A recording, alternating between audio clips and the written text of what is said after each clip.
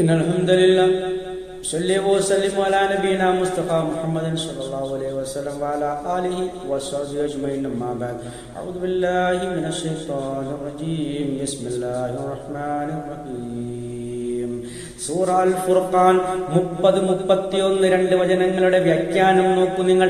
വിശുദ്ധ ഖുർആനിന്റെ അധ്യാപനങ്ങളെ ഉൾക്കൊള്ളാതെ വലിച്ചെറിഞ്ഞവർക്കുള്ള തക്കീതാണ് അല്ലാഹുവിന്റെ റസൂൽ സല്ലല്ലാഹു അലൈഹി വസല്ലം ഈ ആയത്തിൽ കൂടി നൽകുന്ന സന്ദേശം നോക്കൂ നിങ്ങൾ. വഖാല റസൂൽ, ആ റസൂൽ പറഞ്ഞു, യാ റബ്ബി, എന്റെ റബ്ബേ, ഇന്ന ഖൗമി, നിശ്ചയമായും എന്റെ ജനത, ഉത്തഖദു ഹാദൽ ഖുർആന, ഈ ഖുർആനിനെ ആക്കിയിരിക്കുകയാണ്, മഹ്ജൂറൻ, വർജിക്കപ്പെട്ടതാക്കിയിരിക്കുകയാണ്, അതായത് വെടിഞ്ഞതാക്കിയിരിക്കുകയാണ്.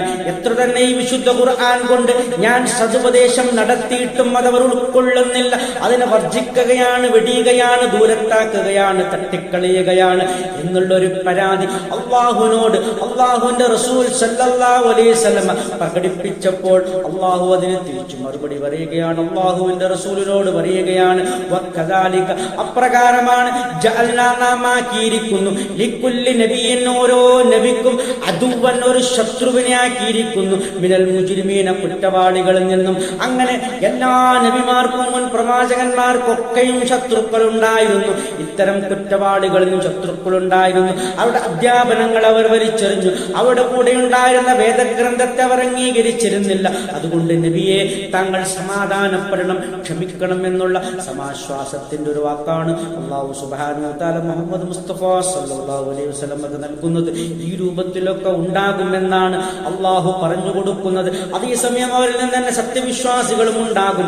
ഈ അവിശ്വാസികളുടെ ആ ഒരു തരത്തിലുള്ള ഒരു പ്രകടനമാണ് അല്ലാഹു വിശദീകരിക്കുന്നത്. വഖഫാ ബിറബ്ബിക, നിന്റെ റബ്ബ് മതിയായവനാണ് നബിയെ, ഹാദിയം വനസീറ, സന്മാർഗം കാണിക്കുന്നവനായും സഹായിയായും താങ്കളുടെ റബ്ബ് തന്നെ മതിയല്ലോ എന്നാണ് അല്ലാഹു പറയുന്നത്. ആരുടെയും സഹായം നബിയെ താങ്കൾക്ക് ആവശ്യമില്ല.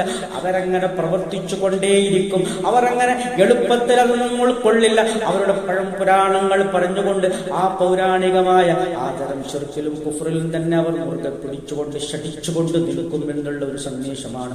അതേസമയം ഏത് കാലത്തും ഖുർആനിന്റെ അധ്യാപനങ്ങളെ വലിച്ചെറിയുന്നവർക്ക്, വെടിയുന്നവർക്ക്, അതിനെ നിരാകരിക്കുന്നവർക്കുള്ള ശക്തമായ ഒരു തക്കീതാണ് ഈ വിശുദ്ധ ഖുർആനിന്റെ ആയത്തിൽ കൂടി അല്ലാഹു നൽകുന്നത്.